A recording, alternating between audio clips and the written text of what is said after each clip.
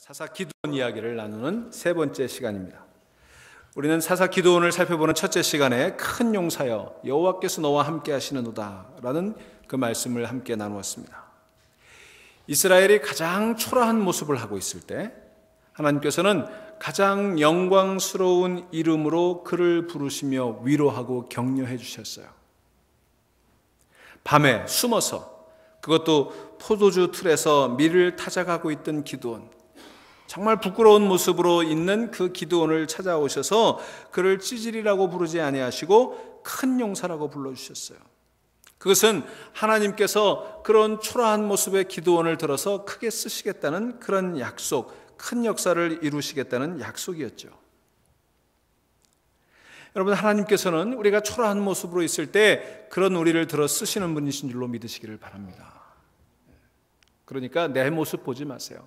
내가 초라할 때 오히려 하나님이 나를 큰 용사로 그렇게 써주시는 거예요. 하나님께서 기드온에게 내 힘으로 내가 가라 그렇게 하시니까 기드온이 뭐라고 그랬어요? 내 힘이 어디 있습니까? 하나님 보시면서도 그렇게 놀리시는 거예요? 뭐 그런 뜻으로 반응하잖아요. 출애굽할 때 이스라엘 백성과 함께 하셨다고 한다면 오늘은 왜 그런 기적이 일어나지 않습니까? 이렇게 불평하듯이 투정하듯이 그렇게 반문하는 기드온에게 하나님께서 뭐라고 그러세요? 내가 너와 함께 가리라. 이것이 너의 힘이 아니겠느냐.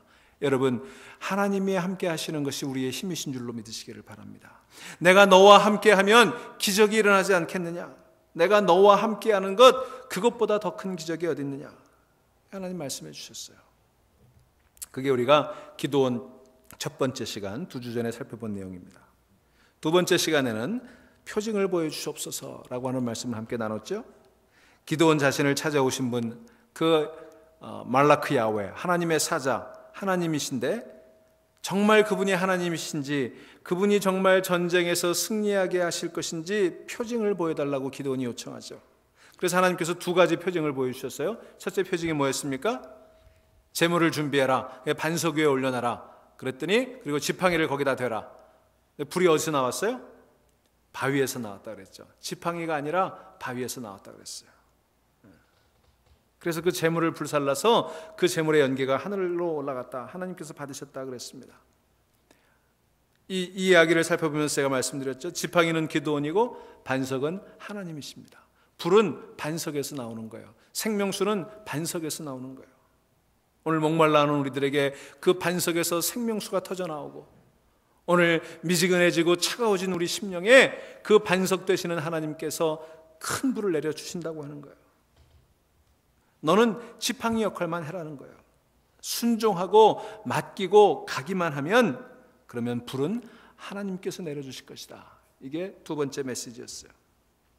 자, 또 하나 표징을 보여달라고 그러죠. 기드온이 워낙 이게 의심이 많고 소심하니까 그거 가지고 안 된다는 거예요. 하나님, 그러면 표징 하나만 더 보여주시면 제가 믿고 가겠습니다. 그 두 번째 표징이 뭐였어요? 양털 시험이었잖아요. 제가 양털을 놓고 이슬을 내려주시는데 처음에는 양털에만 이슬이 내리고 주변은 다 말라버렸잖아요. 두 번째는 주변에만 이슬이 내리고 양털은 바싹 말라버렸습니다. 이 시험이 주는 의미가 무엇이었습니까? 하나님께서는 이 땅의 모든 은총을 다 거두어 가시더라도 하나님을 온전히 믿는 백성들에게는 은총을 베푸실 수 있다. 또 그와 반대로 세상 모든 사람들에게 은총을 내리시더라도 하나님을 멀리하고 하나님을 떠난 백성들에게 은총을 거두어 가실 수도 있는 분이시다라고 하는 사실을 우리가 확인해 보지 않았습니까? 그게 이제 우리가 두 번째 시간에 기드온의 이야기를 통해서 살펴본 메시지였어요. 자, 오늘 기드온 이야기 세 번째, 제가 기드온 이야기 6번에 나눠서 하겠는데 오늘 기드온 세 번째 시간입니다. 보리떡 이야기예요. 자, 우리 본문 7장이 딱 열리면 이스라엘과 미디안이 이제 한판 전쟁을 시작하게 되는 그런 상황이 펼쳐집니다. 자, 이 전쟁을 위해서 기드온이 이스라엘 온 땅에서 불러 모은 백성이 얼마였어요? 몇 명? 300명은 뒤에 나오는 얘기고, 처음에 모은 백성이 몇 명이에요? 32,000명이었어요. 와, 32,000명 대단하다 싶겠지만 여러분 8장 10절에 보시면요, 8장 10절에 보시면 그 32,000명 이스라엘 백성과 맞서 싸울 미디안 군대가 몇 명이에요? 이때에 세바와 살문나가 갈골에 갔는데 동방 사람의 모든 군대 중에 칼 든 자가 12만 명이 8장 맞아요? 8장 10절? 거기 보면 13만 남은 자가 15,000명. 그러니까 13만 5천 명이에요. 13만 5천 명. 그죠? 그러니까 3만 2천 명 이스라엘 군대가 미디안에 13만 5천 명과 싸워야 되는 거예요. 자, 이게 게임이 돼요? 3만 5천 명하고 13만 5천 명이 싸우면 이게 게임이 돼요? 안 되잖아요. 자, 지금 상황에서 이스라엘은 그러면 한 명이라도 군대를 더 모아야 되는 상황이에요. 3만 2천 명 다 나가 싸워도 질 수밖에 없는 그런 상황이에요. 여러분, 1대 4로 싸운다고 그래도 15,000명이 남는 거예요. 미디안 군대는. 싸워보나 마나한 싸움 아닙니까? 게다가 이스라엘은 그냥 병력만 있었어요. 그냥 보병만 있었어요. 근데 미디안에는 뭐가 있었습니까? 낙타 부대가 있었잖아요. 낙타 부대라고 하는 건 지금으로 치면 전차 부대라고 똑같은 거예요. 탱크를 가진 전차 부대 같은 것이었어요. 이스라엘 백성에게는 낙타 새끼 한 마리 없었습니다. 그러니까 병력이 턱없이 부족하죠. 기마 부대가 전혀 있지 않으니까 무력에 있어서도 약하죠. 상대가 되지 않는 그런 전쟁이었어요. 자, 그런 전쟁이 벌어지려고 하는 상황, 이 기드온의 마음이 얼마나 졸였겠습니까? 자, 그런데 그 이스라엘이 이제 전쟁을 앞두고 진을 친 곳의 이름이 오늘 본문에 보면 하롯셈 곁에다 그렇게 되어 있어요. 하롯이라고 하는 이름의 셈. 이 하롯이라고 하는 이름의 뜻이 참 신기해요. 이 하롯이라고 하는 이름은요, 떨린다, 두려워한다 그런 뜻이에요. 대단히 상징적인 의미가 있는 거죠. 이스라엘 군대는 3만 2천 명이 모였지만 적군이 13만 5천이나 된다는 소식, 또 저들에게는 무서운 기마부대, 이 낙타부대가 있다는 소식을 알기 때문에 저들은 이미 이 전쟁에서 이길 수 없다고 생각하고 있었어요. 그래서 싸워봐야 지를 게 분명하다, 그런 두려움 가운데 있었어요. 보세요. 두려움에 떨고 있는 이스라엘 백성들, 그들이 모여있는 곳이 하롯셈이었어요. 두려움의 셈, 떨림의 셈. 바로 두려움이라고 하는 장소, 떨림이라고 하는 그 장소에 모여있는 국민들, 이 의미가 아주 상징적인 의미예요. 자, 그래서 그렇게 급조된, 평소에 모여서 훈련된 병력도 아니에요. 그냥 막 여기저기서 모아서 억지로 모아놓은 군대가 3만 2천 명, 두려워 벌벌 떨고 있는 그런 군대였습니다. 여러분, 전쟁이 나면요, 뭐 요즘 전쟁 난다고 한참 난리인데, 여러분 걱정하지 마세요. 전쟁 안 날 거예요. 열심히 기도하세요. 근데 전쟁이 나면 군인들이 다 나가 싸울 것 같죠? 천만의 말씀이에요. 도망가요. 그래서 일선 지휘관들에게는 자기 병력의 3분의 1은 내 손으로 죽이고 전쟁하라, 그런 얘기가 있어요. 최소한 3분의 1은 도망간다는 거예요. 저 같아도 막상 전투가 나면 못 나가 싸울 것 같아요. 자, 그런데 평소에 훈련도 되지 않은 3만 2천 명이 억지로 모여 있으니, 더구나 상대가 약하다 그러면은 뭐 좀 그 사기가 충천하겠지만 그렇지도 않은 상황이니까 지금 벌벌 떨고 있는 거예요. 어떻게 하면 도망갈 수 있을까? 어떻게 하면 빠져나갈 수 있을까? 그 생각만 하고 있었겠죠. 자, 그런데 이런 상황에서 하나님은 이런 상황을 전혀 다르게 보고 계세요. 본문 2절을 보세요.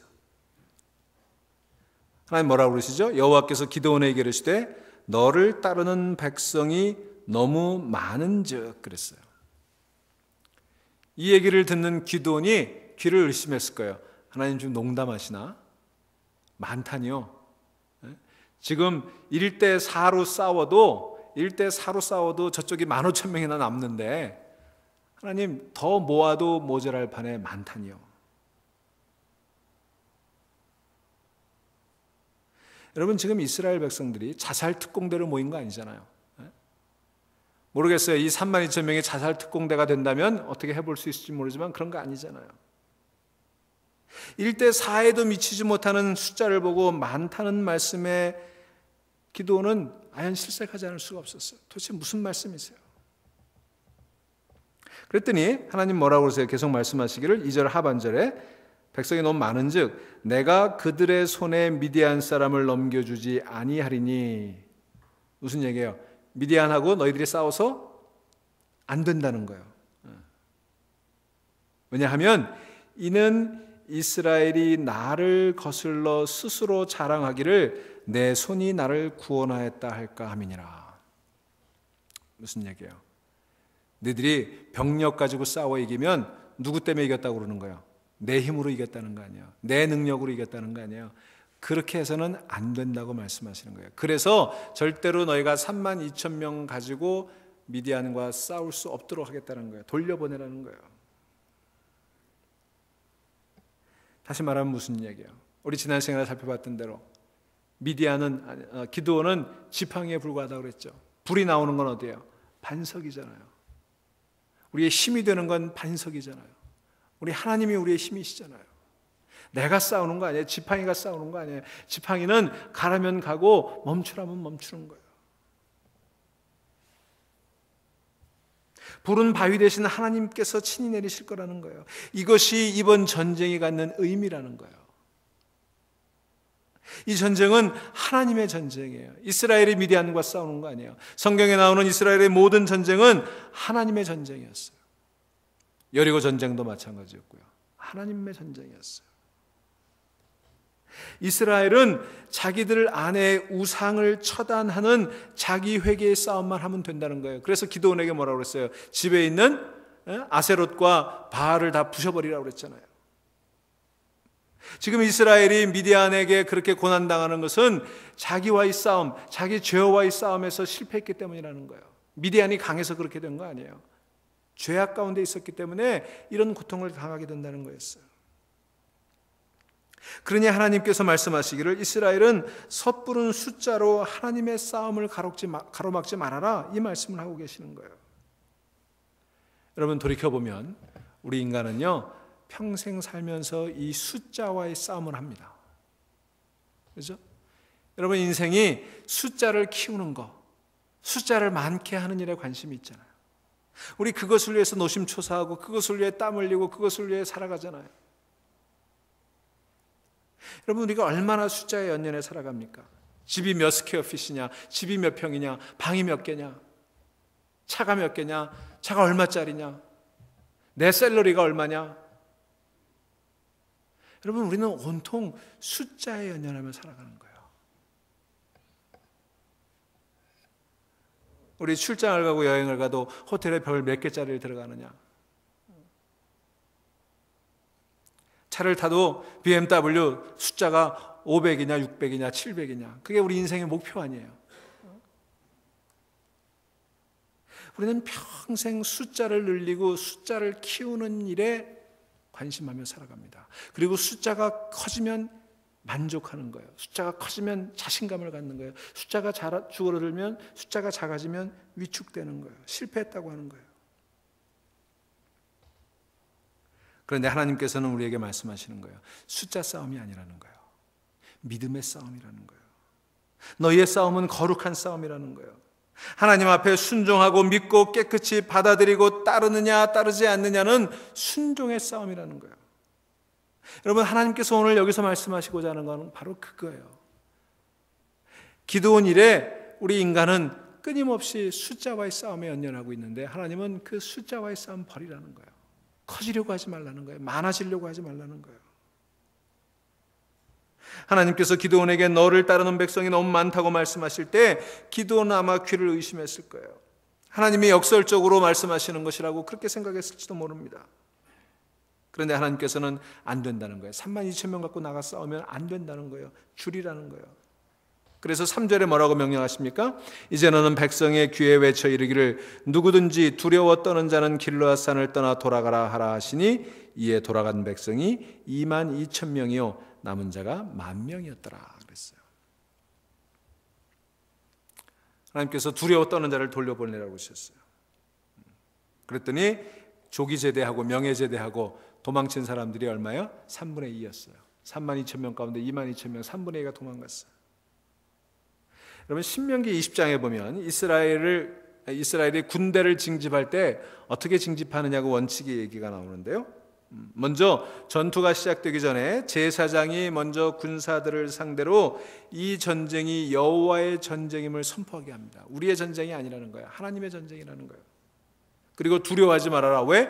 내 전쟁이 아니니까, 하나님 전쟁이니까 하나님이 싸우실 것이다. 용기를 가지라고 격려를 합니다.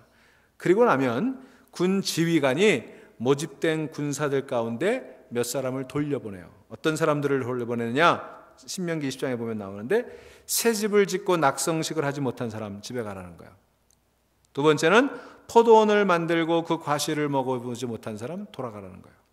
세 번째로 약혼하고 결혼식을 앞두고 있는 사람 돌아가라는 거예요.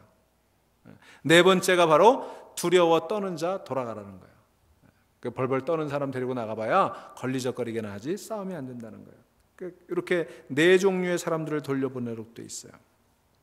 자, 그래서 기드온이 하나님의 명령을 따라서 두려워 떠는 자는 가라, 겁나는 사람은 가라, 그렇게 했더니 안 갈 줄 알았어요. 그러면 막 무슨 말씀이십니까, 기드온 장군? 우리가 나가서 싸우겠습니다. 막 이래야 되는데, 그잖아요. 영화 같은 데 보면 뭐 우리가 약하지만 나가 싸우면 이길 것입니다. 막 이래야 될 거 아니야.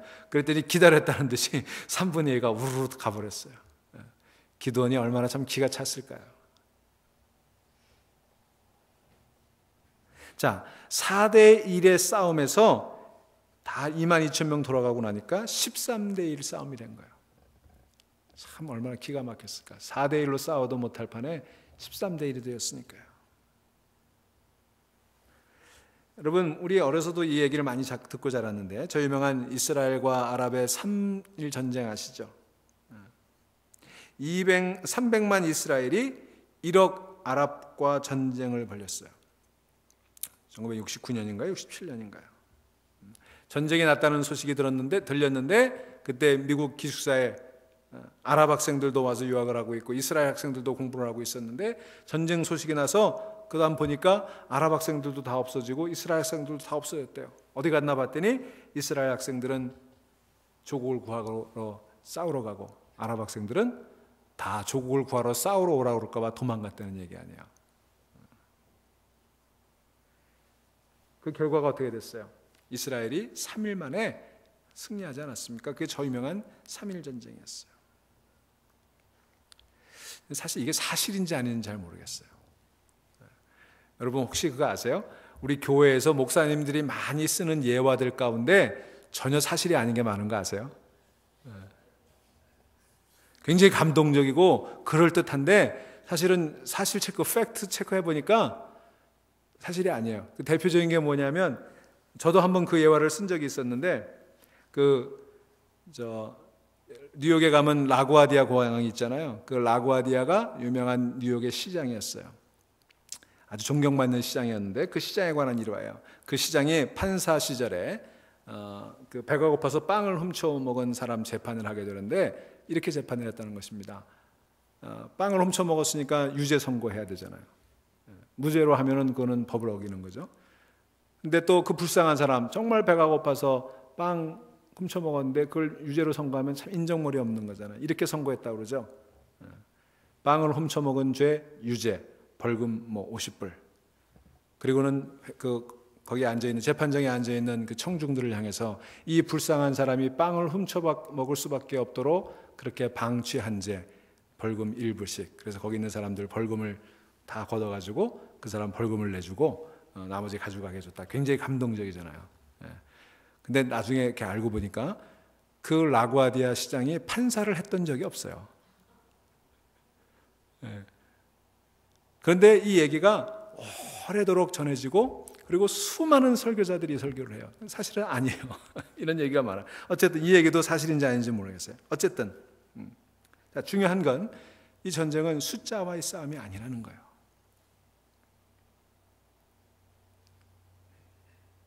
여러분, 오늘날 우리 교회들이 직면한 문제가 무엇입니까? 오늘 우리 크리스찬들이 직면한 문제가 무엇입니까? 오늘 교회의 위기가 어디 있습니까? 여러분, 오늘 크리스찬의 숫자가 모자란가요? 오늘 교회의 숫자가 모자랍니까? 오늘 교회의 크기가 작습니까? 여러분, 한국에 1,000만 성도가 있다고 얘기하잖아요. 미국에도 1,000개 이상의 한인교회들이 있다고 얘기하잖아요. 4,500개 한국교회가 있다고 얘기하잖아요. 여러분, 교회가 모자라는 거 아니에요. 크리스찬들의 숫자가 모자라는 거 아니에요. 교회의 크기가 작은 거 아니에요. 얼마나 교회가 큽니까? 문제는 전쟁의 의미를 모르고 모여든 이스라엘의 2만 2천 병사들, 피 흘리는 의미가 무엇인지를 모르고 피 흘리기를 두려워하는 이스라엘 군사 2만 2천 명, 애국심이 없는 저들, 하나님의 능력을 믿지 못하는 저들, 그 2만 2천 명의 모습이 오늘 우리들의 모습일 수 있다는 거예요. 오늘 크리스찬들의 모습일 수 있다는 거예요. 이게 오늘 교회들의 모습일 수 있다는 거예요. 이게 우리 한인 교회들의 문제일 수 있다는 거예요. 여러분, 우리 아틀란타만 해도 뭐 200개 교회가 있느니 300개 교회 있느냐 하잖아요. 교회들이 얼마나 큰 교회들이 많이 있습니까? 그런데 이렇게 큰 교회들이 있다고 하고 이렇게 많은 그리스도인들이 있다고 하더라도 우리가 만일 오합지졸이라면, 두려움에 떨고 있는 사람들이라면 이 험악한 세상 속에서 어떻게 영적인 전쟁을 치러 나갈 것인가? 이게 오늘 사사기가 우리들에게 도전하고 있는 거예요. 사사기 저자는 오늘 이 본문을 통해서 우리 한 사람 한 사람 각자에게 묻고 있습니다. 내가 하나님의 자녀가 되었다는 것이 무엇을 의미하는지 진정 알고 있느냐?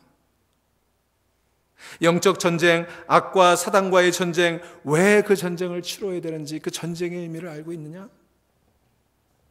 그 전쟁을 어떻게 이길 수 있는지, 그 승리의 근원이 어디 있는지 제대로 알고 있느냐? 몸바쳐 헌신하고 의로운 군대가 되기를 주저하고 있지는 않느냐? 오늘 32,000의 그 이스라엘이 모였던 것처럼 수많은 그리스도인들이 수많은 교회에 모여 있지만 정작은 다 두려워 떨고 있고 도망갈 궁리만 하고 있는 것은 아니냐 묻고 있는 거예요. 십자가를 진다고 하는 것이 도대체 무엇을 의미하는지, 그것을 알고나 예수를 따르겠다고 하는 거냐 묻고 있는 거예요. 사랑하는 여러분, 오늘 우리가 교회를 바라볼 때 이 교회들이, 그리고 우리 성도들의 모습들이 이렇게 허약해진 오합지졸 군대라고 한다면 우리가 어떻게 이 전쟁을 이겨낼 수 있을까요? 교인 숫자는 늘어나는데 책임을 지겠다는 교인들의 숫자는 줄어든다면 이 험한 마지막 때를 이 교회가 어떻게 역사를 걸머쥐고 책임지고 나갈 수 있겠어요? 여러분, 우리가 헌신이라고 하는 영어 단어 커미트먼트라고 그러죠. 내 영어에 커미티라고 하는 게 있어요. 그 뭐예요? 커미티는 위원회잖아요.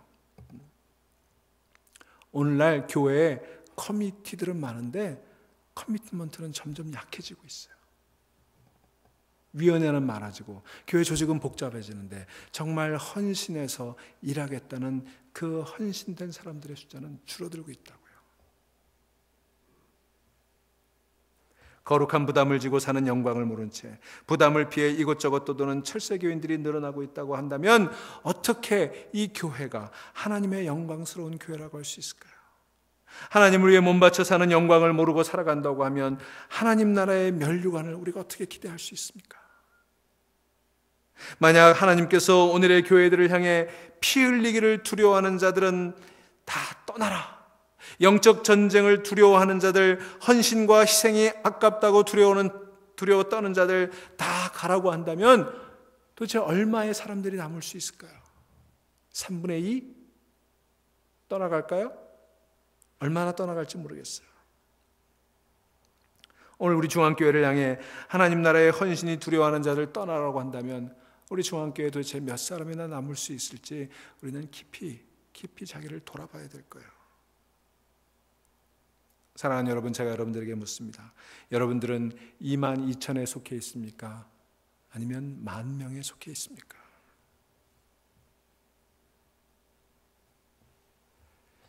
자, 그런데 거기서 그치지 않았어요. 22,000명 두려워 떠는 자들이 다 떠났어요. 10,000명이 남았습니다. 이제 13대 1의 전세가 되었어요. 아마 기드온은 막 미치고 팔짝 뛸 지경에 이르렀을 거예요. 그런데 더 놀라운 거는요, 하나님께서 그 10,000명 남은 숫자를 보면서 정말 낙심하고 있는 기드온에게 그것도 많다고 말씀하셨어요. 기드온이 얼마나 당황했을까? 이거 도대체 하나님이 우리 모두를 죽음으로 몰아가려시는 것은 아닐까?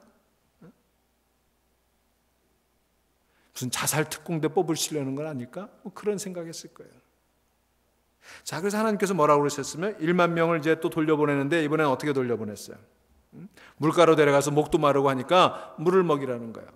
그래서 데려가서 물을 먹였더니 9,700명은 얼마나 목이 말랐는지 가서 그냥 허겁지겁 무릎을 꿇고 머리를 물에 쳐박고는 그냥 허겁지겁 물을 마셨어요.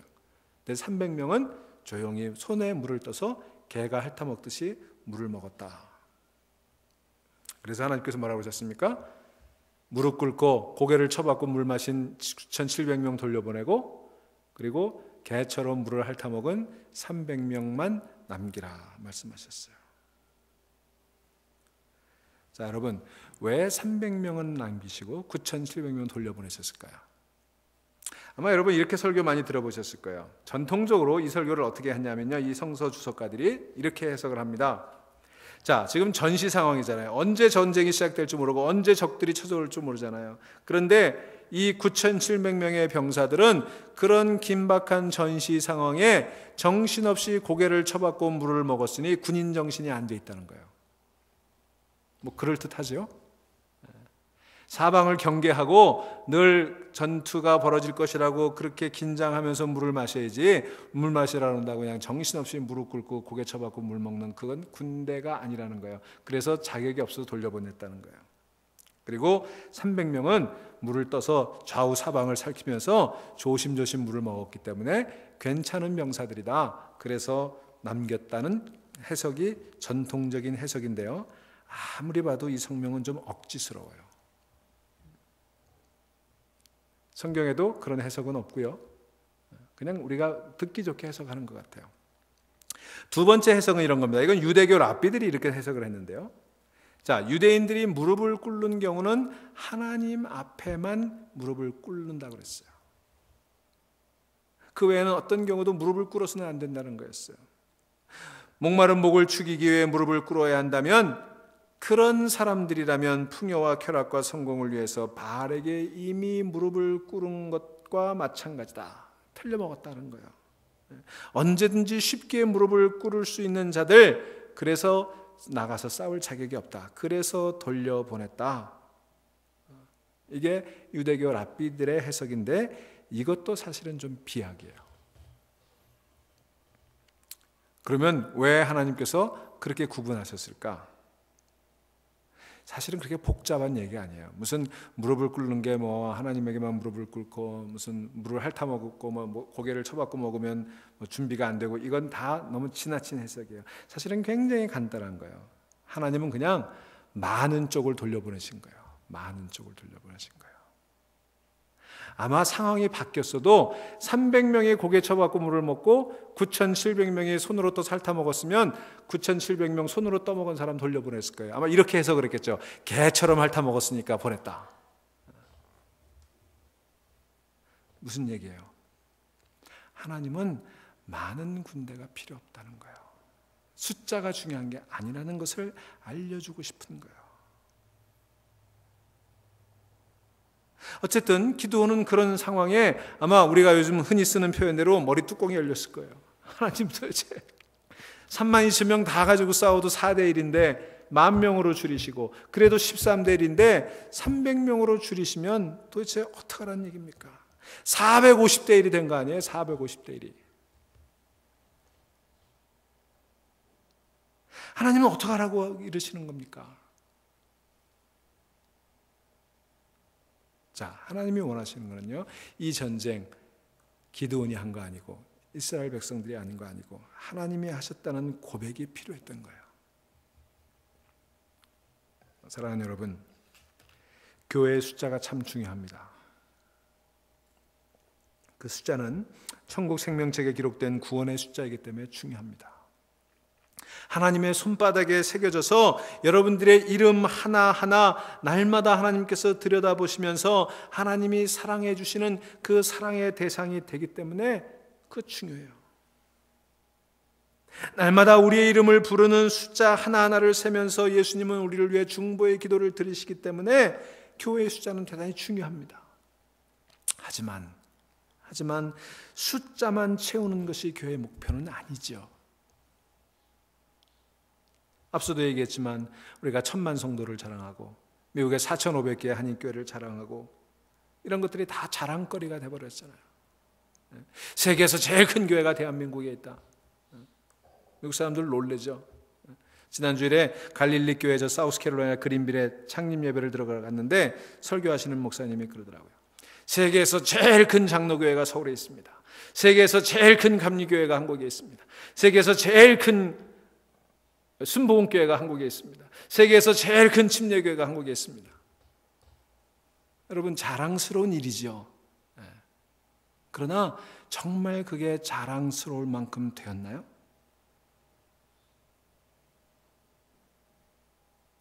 여러분, 어쩌면 그 자랑이 하나님마저도 잊어버리게 만들 수 있다는 거예요.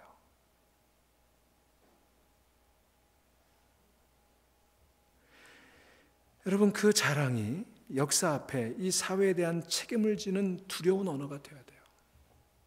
우리가 이렇게 컸으니까, 우리가 이렇게 많아졌으니까 이 역사 앞에, 이 사회 앞에, 이 하나님 앞에 책임 있는 그런 두려운 언어가 되어야 돼요. 근데 두려움이 없어졌잖아요. 세계에서 제일 큰 장로교회 목사가 되니까 하나님도 안 무서운 거예요. 세계에서 제일 큰 교회 목사가 되니까 하나님도 안 무서운 거예요.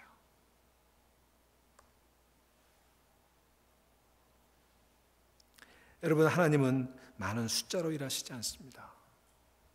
기드온의 싸움은 바로 이 싸움이었어요. 숫자가 중요할 수 있지만 그것이 자랑이 돼서는 안 된다는 거예요. 책임의식이 되어야 된다는 거예요. 하나님께 대한 감사의 마음이 되어야 한다는 거예요.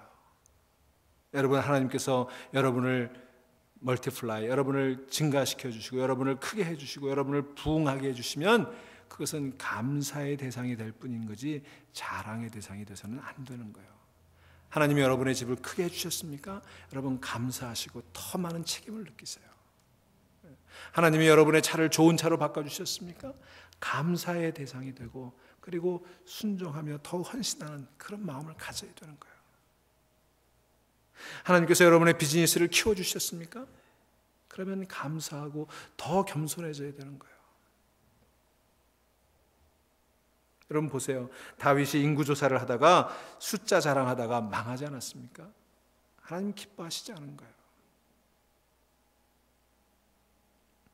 여러분, 우리는요 숫자를 붙들고 씨름할 것이 아니라 이제는 정체의식을 붙들고 씨름해야 돼요. 나는 누구인가? 크리스찬인 나는 누구인가? 하나님의 백성인 나는 누구인가? 예수 그리스도의 제자인 나는 누구인가?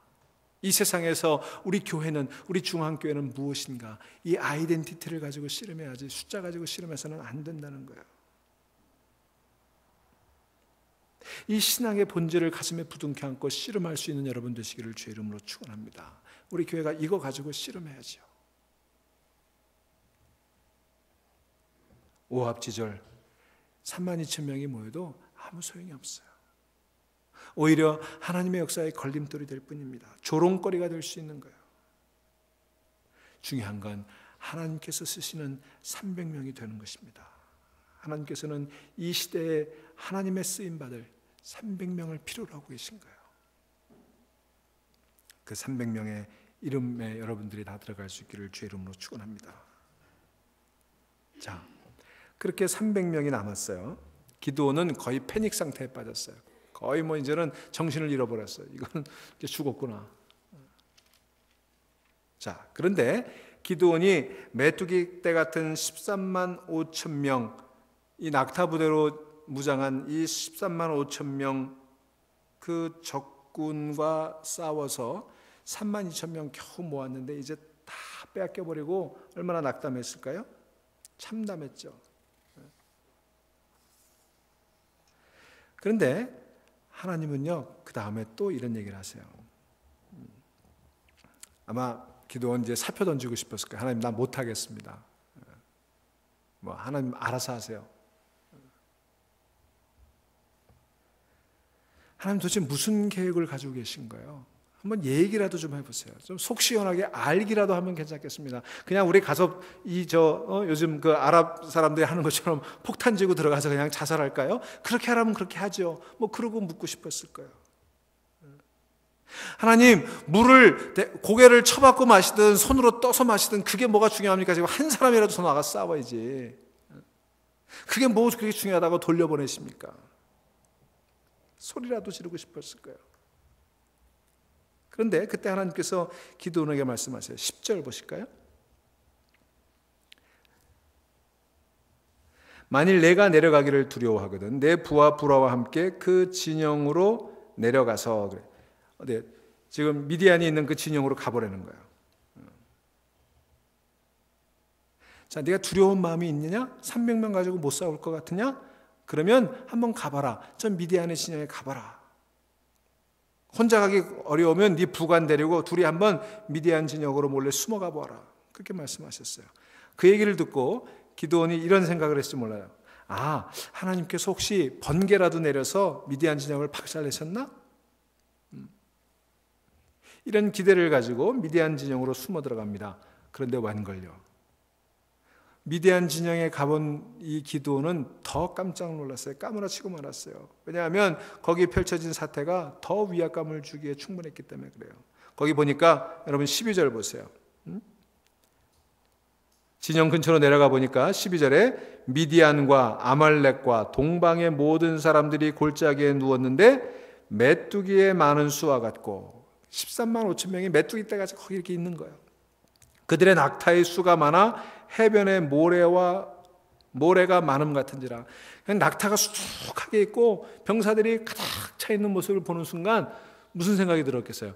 아니 도대체 하나님 날 여기 와서 보고 뭐 어떻게 하려는 거예요? 까무러쳤을 거예요. 그런데 그렇게 오금이 저려가지고 그냥 꼼짝도 못하고 이제는 정말 죽었구나. 그러고 부들부들 떨고 있는데 놀랍게도 병사들이 아마 보초를 쓰고 있었던 병사들인 것 같아요. 그 병사 둘의 소리를 엿들을 수가 있었어요. 뭐라고 그랬어요? 13절 보세요. 기드온이 그곳에 이른즉 어떤 사람이 그의 친구에게 꿈을 말하여 이르기를, 두 병사가 얘기하는데 꿈 얘기를 하는 거예요. 내가 한 꿈을 꾸었는데 꿈에 보리떡 한 덩어리가 미디안 진영으로 굴러 들어와 한 장막에 이르러 그것을 쳐서 무너뜨려 위쪽으로 엎으니 그 장막이 쓰러지더라. 이게 미디안 병사가 얘기하는 꿈 얘기였어요. 그랬더니 그 얘기를 들었던 다른 병사가 그 꿈을 해석해 줍니다. 뭐라고 했어요? 14절에 그의 친구가 대답하여 이르되 이는 다른 것이 아니라 이스라엘 사람 요아스의 아들 기드온의 칼이라. 기드온의 얘기가 귀가 번쩍 뜨였겠죠? 자기 얘기를 하고 있는 거예요 지금. 그 보리떡이 기드온의 칼이라는 거예요. 그렇게 꿈을 해몽하는 거예요. 하나님이 미디안과 그 모든 진영을 그의 손에 넘겨주셨느니라 하더라. 기가 막힌 얘기를 들었어요. 지금까지 그 많은 표징을 보여주고 그 여러 가지 말씀들을 해주시고 위대한 용사여 걱정하지 말아라. 내가 너와 함께 할 것이다. 내가 너와 함께 하는 것보다 더 큰 기적이 있겠느냐. 무슨 얘기를 해주고 그 양털에 이슬을 내리기도 하고 또 양털에만 이슬을 안 내리기도 하시는 그런 표징들을 보여줬음에도 불구하고 용기를 얻지 못했던 이 기드온이 이 보리떡 사건, 이 꿈에 대한 이야기를 듣고는 사기가 충천했어요. 주먹을 불끈 쥐고 그리고 만면에 미소를 띠고 본 진영으로 돌아옵니다. 여러분 생각해 보세요. 무슨 꿈속에 허리케인, 토네이도가 나온 것도 아니었어요. 지진이나 쓰나미가 나가지고 몽땅 쓸어버린다는 그런 얘기도 아니었어요. 산불, 산사태가 나서 그들의 막사를 덮쳐가지고 다 몰살시켰다는 그런 꿈도 아니에요. 네? 전염병이 돌았다는 그런 꿈도 아니에요. 하늘에서 뭐 불벼락이 떨어졌다는 얘기도 아니에요. 무슨 얘기예요? 보리떡 한 덩어리가 그 진영에 굴러와서 그 진영을 다 쓸어버렸다. 그 얘기에 용기를 얻은 거예요. 왜 그랬을까? 왜 이 보리떡 이야기가 기드온에게 그렇게 용기가 되었을까? 보리떡이 도대체 무엇이길래 그 기드온을 그렇게 고무시켰을까요? 여러분 여기 보리떡 그렇게 얘기하니까 좀 감이 잘 안 오실 거예요. 보리떡은 지금 이스라엘의 처지를 얘기해 주는 거예요. 수확을 거둘 때마다 미디안 아말렉이 와가지고 다 빼앗아가고 그리고 기드온이 어떻게 하고 있었어요? 포도즙 틀에서 그저 보리를 타작하고 있었잖아요. 그냥 조금 타작마당에서 대규모로 타작했던 것도 아니고 그저 끼니를 조금 연명해 갈 만큼, 굶어 죽지 않을 만큼 그렇게 겨우 탈탈 털어서 만든 보리떡이에요. 가난의 상징이고 초라함의 상징이에요. 평상시에는 잘 안 먹던 거예요. 보리 겨로 만든 거예요. 지극히 가난한 집에서나 먹었고 짐승에게나 먹이던 거였어요. 여러분, 여기 뭐 연세 분들은 보릿고개 다 지나보셨죠? 그때 여러분 뭐 드셨어요? 개떡이라는 거 아세요? 개떡. 쑥개떡. 그죠? 왜 개떡이에요? 원래는 겨떡이에요. 겨떡. 겨로.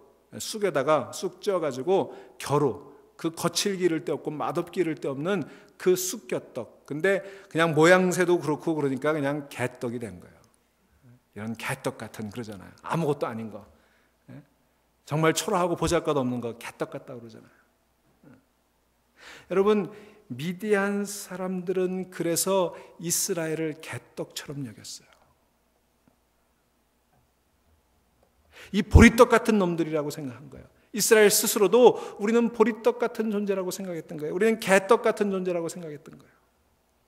기드온이 바로 자신을 보면서 나는 정말 개떡 같은 존재라고 생각하고 있었을 거예요.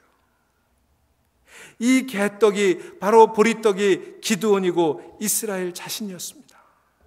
그런데 하나님께서 그 보리떡 같은, 그 개떡 같은 이스라엘, 그 보리떡 한 덩이가 굴러 들어가서 미디안의 그 진영을 다 초토화시킨다는 거예요. 그때 기드온은 깨달았어요. 하나님이 나를 쓰시는구나. 하나님이 우리 이스라엘을 쓰시는구나. 개떡 같은, 보리떡 같은 우리를 쓰시는구나. 저들을 부수는데 많은 병사가 필요한 게 아니야. 보리떡 한 덩어리면 돼. 개떡 같은 나 한 사람으로도 하나님께서는 놀라운 일을 이루시겠구나. 기드온이 바로 이걸 깨닫게 된 거예요. 보리떡이 적을 죽이는 칼날이 될 줄 어떻게 알았습니까? 보리떡 같은 내가 저 막사를 순식간에 부수는 칼이 될 줄 누가 알았습니까? 그런데 그 얘기를 지금 누가 하고 있는 거예요? 미디안 병사들이 하고 있는 거예요. 아마도 기드온이 그 집에 있었던 아세라 목상과 바알의 그 우상들을 다 쳐부셨다는 얘기를 들었을 거예요. 그러면서 그들 사이에 뭔가 모르는 기드온이 보통 인물이 아니구나. 여호와 하나님이 저 이스라엘 백성들이 애굽에서 나올 때, 저들이 광야를 건너갈 때, 저들이 베델성을 점령하고 저들이 여리고성을 점령할 때 보여줬던 것 같이 그렇게 저 이스라엘과 함께하고 있구나. 기드온과 함께하고 있구나. 그런 두려움이 저들 사이에 번지기 시작했던 거예요. 그래서 꿈을 꾼 거예요. 꿈을 해몽하는 거예요. 그 이야기를 듣고 기드온은 비로소 100배 용기해서 돌아오게 된 거예요. 사랑하는 여러분, 보리떡 같은 나를 통해서 하나님의 나라가 건설되는 것을 믿으시기를 바랍니다. 하나님께서 개떡 같은 나를 쓰시는 거예요. 나를 통해 사단의 진영을 물리치실 거예요. 이 어둠의 세계를 물리치실 거예요. 보리떡 같은 나를 통해 천국의 승리를 이루시고 이 땅에 하나님의 나라를 이루시게 될 줄로 믿습니다. 그 일을 위해 저와 여러분이 부름받은 거예요.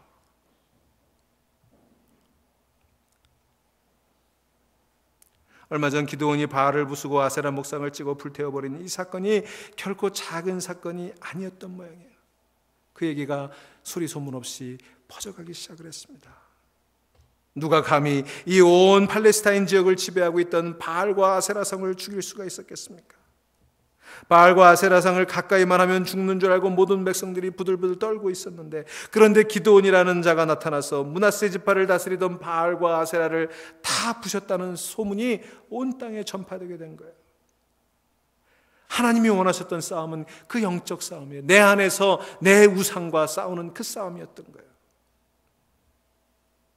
미디안 사람들에게 기드온은 신출귀몰한 초인적인 존재로 받아들여지고 있었습니다. 기드온은 귀신 잡는 사람이래. 보리떡이 칼날이 되어 적을 무찌르는구나. 감격하고 감사할 수밖에 없었던 거예요. 기드온은 자신이야말로 먹다 버린 개떡 한 덩어리와 같은 존재로 자신을 생각했습니다. 그런데 그 개떡이 여호와의 칼이 되었다는 거예요. 그 보리떡이 미디안의 폭탄이 되었다는 거예요. 저 메뚜기 떼 같고 저 바닷가 모래알 같은 저들을 물리치는 칼이 되었다는 얘기를 듣는 순간 용기 백배했던 거예요.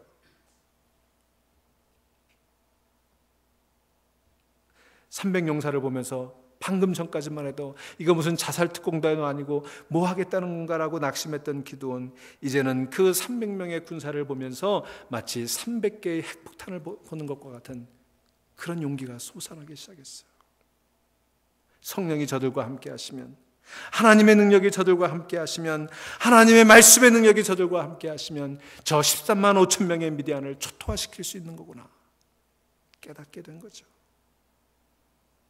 사랑하는 여러분, 여러분의 형편이 너무나도 곤고하여 너무나 어려워진 여러분의 상황이 지금 보리떡같이 여겨지십니까?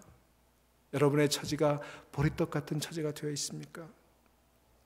오늘의 교회가 이 사회에서 이 사람들에게 저 사람들에게 짓밟히고 욕먹고 조롱당하고, 그래서 오늘의 교회들이 보리떡 같은 존재가 되었습니까?